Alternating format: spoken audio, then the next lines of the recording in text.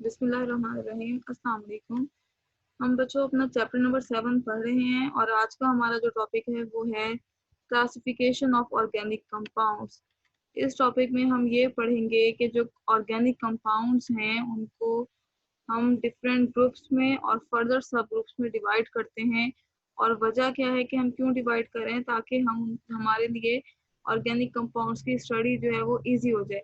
अब हमें पता है कि हमारे पास मिलियंस ऑफ ऑर्गेनिक कंपाउंड्स जो हैं वो मौजूद हैं। अब अगर एक एक को पढ़ने बैठेंगे तो ये हमारे लिए पॉसिबल ही नहीं है कि हम हर कंपाउंड को इंडिविजुअली स्टडी कर सकें। तो उनकी स्टडी को आसान बनाने के लिए हमने क्या किया है, हमने सेम प्रॉपर्टीज वाले या कुछ मिलती जुलती प्रॉपर्टीज वाले ऑर्गेनिक कंपाउंड्स को एक ग्रुप के अंदर जो है वो रख दिया है।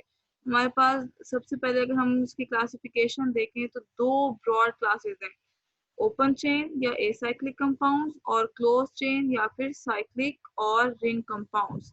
नाम से हमें पता चल रहा है कि ओपन चेन या एसाइक्लिक कंपाउंड्स जो हैं ये वो कंपाउंड्स हैं जिनके अंदर जो कार्बन चेन है वो कार्बन के जो एटम्स हैं वो चेन की फॉर्म में एक दूसरे के साथ आगे पीछे अरेंज हुए हुए हैं।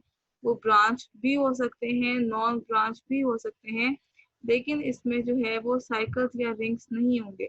जबकि जो क्लोज चेन या साइक्लिक कंपाउंड्स हैं उनके हमें नेम से पता चल रहा है कि इसके अंदर क्या होगा कि जो कार्बन हैं वो साइकिल फॉर्म में अरेंज है। हम यूं कह सकते हैं कि जो ओपन चेन वाले कंपाउंड्स हैं उनमें जो एंड के दो कार्बन एटम्स हैं वो हमारे पास क्या है कि वो एक दूसरे से अटैच नहीं है।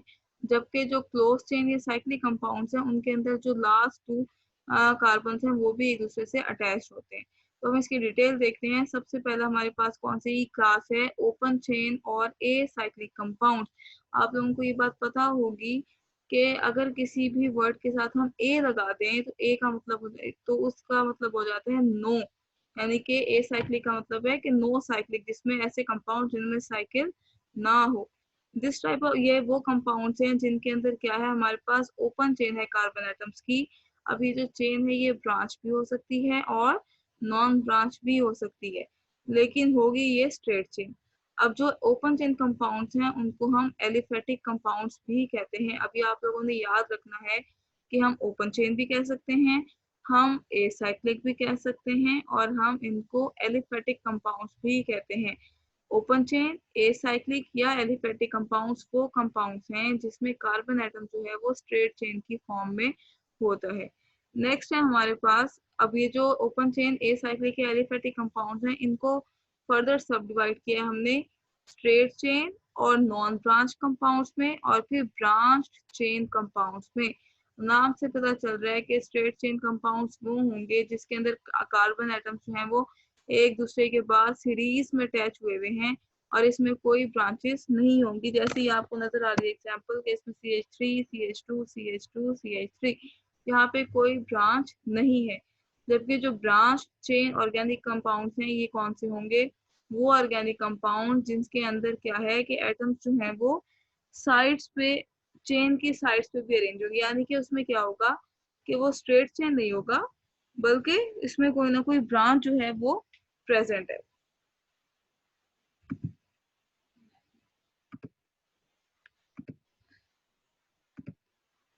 सही, इसको हम दोबारा देख लें। हमारे पास क्या है, ओपन चेन या acyclic compounds. In open chain acyclic compounds को फिर हम सबसे पहले हम ऑर्गेनिक कंपाउंड्स को डिवाइड कर रहे हैं ओपन चेन, एसाइक्लिक और क्लोज चेन या फिर साइक्लिक में। जो ओपन चेन साइक्लिक कंपाउंड्स हैं उनको फर्दर फिर हमने डिवाइड किया है स्ट्रेट चेन में और ब्रांच में। स्ट्रेट चेन वाले कौन से हैं जिनके अंदर कोई ब्रांच नहीं होगी, और ब्रांच चेन वाले कौन से हैं जिनमें ब्रांचेस होंगी। जैसे ये आपको एग्जांपल नजर आ रही है, फॉर एग्जांपल 2 मिथाइल प्रोपेन या फिर आइसोब्यूटेन। अच्छा जी, अब नेक्स्ट नेक्स्ट कैटेगरी हमारे पास कौन सी है, क्लोज चेन कंपाउंड्स या फिर साइक्लिक कंपाउंड्स। अब वो कंपाउंड जिनमें क्लोज चेन या रिंग होगी एटम्स की उसको हम कहेंगे साइक्लिक या फिर रिंग कंपाउंड्स। ये भी फर्दर दो तरह के साइकिल्स हो सकते हैं, होमोसाइक्लिक या हेट्रोसाइक्लिक। नाम से पता चल रहा है होमोसाइक्लिक या कार्बोसाइक्लिक वो कंपाउंड्स हैं जिनमें सारे के सारे एटम्स हैं वो कार्बन होंगे, और हेट्रोसाइक्लिक वो कंपाउंड्स होंगे जिसके अंदर कार्बन के अलावा भी कोई और एटम मौजूद होगा। सही। तो हम फर्दर डिटेल से देखते हैं होमोसाइक्लिक और कार्बोसाइक्लिक कंपाउंड्स।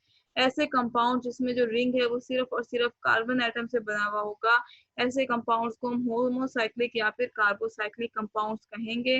होमोसाइक्लिक कंपाउंड्स हैं उनको फर्दर हम डिवाइड कर रहे हैं एलिसाइक्लिक और एरोमेटिक कंपाउंड्स में।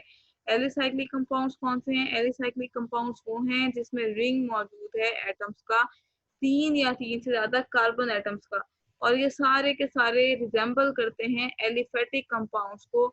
इस वजह से इनको हम कह रहे हैं एलिसाइक्लिक कंपाउंड्स। जो सैचुरेटेड एलिसाइक्लिक हाइड्रोकार्बन है इनका जनरल फॉर्मूला होता है CnH2n। इसकी एग्जांपल जो हमने नीचे दी कि अगर 3 मेंबर ड्रिंक है तो साइक्लोप्रोपेन, 4 मेंबर्ड है तो साइक्लोब्यूटेन, 5 मेंबर्ड है तो साइक्लोपेंटेन वगैरह वगैरह। अब इसमें क्या है कि इस एक या एक से ज्यादा हाइड्रोजन की जगह पर कोई दूसरा ग्रुप भी आ सकता है। कार जो रिंग है वो कार्बन से ही बना हुआ होगा, लेकिन ये है कि हाइड्रोजन की जगह पर कोई और एटम आ सकता है, तो वो भी एलिसाइक्लिक में ही आएगा। दूसरा हमारे पास जो होमोसाइक्लिक कंपाउंड्स की सब ग्रुप है वो है एरोमेटिक कंपाउंड्स। एरोमेटिक कंपाउंड्स ऐसे कार्बोसाइक्लिक कंपाउंड जिनमें कम से कम 1 बेंजीन रिंग हो, उन कंपाउंड्स को हम कहेंगे एरोमेटिक कंपाउंड्स। और बेंजीन रिंग क्या है? बेंजीन रिंग है 6 कार्बन की रिंग जिसके अंदर हमारे पास 3 ऑल्टरनेट डबल और सिंगल बॉन्ड्स जो हैं वो मौजूद हैं। और आमतौर पर हम इन ऑल्टरनेट सिंगल और डबल बॉन्ड्स को एक सर्कल से रिप्रेजेंट कर देते हैं। ये जो आपको इधर बॉक्स में स्ट्रक्चर नजर आ रहा है ये बेंजीन का स्ट्रक्चर है। अभी जो एरोमेटिक कंपाउंड्स हैं उनकी साइड चेन भी हो सकती है और इनके ऊपर कोई ना कोई फंक्शनल ग्रुप भी हो सकता है। फॉर एग्जांपल ये देखें, अगर इसके ऊपर मिथाइल ग्रुप है तो ये टॉलिन हो गया, अगर हाइड्रोक्सिल ग्रुप है तो फिनोल, अगर CHO ग्रुप फॉर्माइल ग्रुप है तो ये बेंजल्डिहाइड, और अगर NO2 नाइट्रो ग्रुप है तो नाइट्रोबेंजीन। और इसके अलावा जो एरोमेटिक कंपाउंड्स हैं उनमें एक से ज्यादा बेंजीन रिंग्स जो हैं एक दूसरे के साथ फ्यूज फॉर्म में भी हो सकती हैं, जैसे कि ये नेफ्थलीन और ये फिनेंथ्रीन। आप लोगों ने जब ये डेफिनेशन याद करनी है तो उनके साथ साथ इनके एग्जाम्पल्स जो हैं वो भी लाजमी याद करनी है। नेक्स्ट जो हमारे पास है वो है हेट्रोसाइक्लिक कंपाउंड्स। ऐसे कंपाउंड जिनमें जो रिंग है उसमें एक से ज्यादा एटम्स होंगे, ऐसे कंपाउंड्स को हम कहेंगे हेट्रोसाइक्लिक कंपाउंड या फिर हेट्रोसाइकल्स। हेट्रोसाइक्लिक कंपाउंड्स के अंदर जो है जनरली एक या एक से ज्यादा एलिमेंट्स मौजूद होंगे। अब यानी कि कार्बन भी प्रेजेंट है, लेकिन कार्बन के साथ अलावा ग्रुप में नाइट्रोजन, ऑक्सीजन, सल्फर, ये कोई और जो है एटम वो भी मौजूद हो सकता है। जो अदर एटम, जो कार्बन के अलावा जो दूसरा एटम मौजूद है उसको हम कहेंगे हेट्रो एटम। फॉर एग्जांपल अगर 6 मेंबर रिंग है और 6 मेंबर रिंग में एक कार्बन की जगह पे नाइट्रोजन आ गया तो अब उस रिंग का नाम हमने क्या कर दिया है? पिरिडीन। 5 मेंबर रिंग है, एक कार्बन की जगह पे ऑक्सीजन आ गया है तो वो क्या है? फ्यूरेन। और अगर 5 मेंबर रिंग में कार्बन की जगह पे नाइट्रोजन आ गया तो पायरोल, और 5 मेंबर रिंग में कार्बन की जगह पे सल्फर आ गया तो थायोफीन। तो ये होपफुली आप लोगों को समझ आए होंगे। हम इसको एक दफा फिर से रिवाइज कर लेते हैं। हमने क्या पढ़ा? हमने पढ़ा कि हम जो है ऑर्गेनिक कंपाउंड्स को दो ब्रॉड क्लासेस में क्लासिफाई कर रहे हैं, ओपन चेन कंपाउंड्स या फिर एसाइक्लिक कंपाउंड्स या फिर एलिफेटिक कंपाउंड्स, और क्लोज चेन कंपाउंड्स या फिर साइक्लिक कंपाउंड्स। जो ओपन चेन कंपाउंड्स हैं उनको फर्दर हम डिवाइड करते हैं स्ट्रेट चेन और ब्रांच चेन में। स्ट्रेट चेन कंपाउंड्स कौन से हैं? जिनमें कार्बन एटम जो है एक दूसरे के साथ एक सीरीज के अंदर अरेंज होगा, और ब्रांच चेन में क्या है कि उसी कार्बन की कोई ना कोई ब्रांच जो है उसी स्ट्रेट चेन के अंदर कोई एक्स्ट्रा ब्रांच भी प्रेजेंट हो। अगर वही कार्बन एटम जो है वो रिंग की फॉर्म में एक दूसरे के साथ ज्वाइन होते हैं तो हम उन कंपाउंड्स को कहेंगे साइक्लिक कंपाउंड्स। इन साइक्लिक कंपाउंड्स को हम फर्दर डिवाइड करते हैं होमोसाइक्लिक या फिर कार्बोसाइक्लिक कंपाउंड्स में और हेट्रोसाइक्लिक कंपाउंड्स में। अगर जो रिंग है उसके सारे के सारे एटम्स जो हैं वो कार्बन एटम्स होंगे तो हम उस रिंग को कहेंगे कि ये होमोसाइक्लिक है या फिर कार्बोसाइक्लिक है। होमोसाइक्लिक या कार्बोसाइक्लिक को फिर हम फर्दर डिवाइड कर रहे हैं एलिसाइक्लिक और एरोमेटिक कंपाउंड में। एलिसाइक्लिक के जो हैं वो रिजेंबल करते हैं एलिफेटिक कंपाउंड्स को, इस वजह से हम इनको कहते हैं एलिसाइक्लिक। और इसमें क्या होगा कि इसमें 3 या 3 से ज्यादा कार्बन एटम्स जो है वो रिंग बनाएंगे।